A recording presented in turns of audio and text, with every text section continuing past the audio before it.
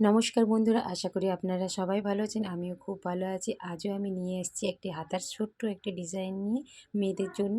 আর এই হাতাতে তেমন কোনো ডিজাইন নেই, শুধু পুটলি বটমগুলো লাগানো আছে।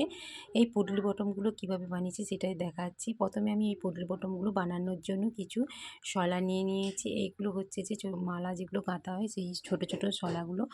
আর সেগুলোকে আমি কাপড়ের মধ্যে ভরে এইভাবে সুতো দিয়ে জড়িয়ে নিচ্ছি। সুতোগুলো কিন্তু অনেকটা অবধি জড়াতে হবে, কিছুটা অবধি হাফ ইঞ্চির মতো সুতোগুলো জড়িয়ে নিতে হবে, তাহলে এগুলো বসাতে কাপড়ের ব্লাউজের সঙ্গে খুব সুন্দরভাবে বসে যাবে।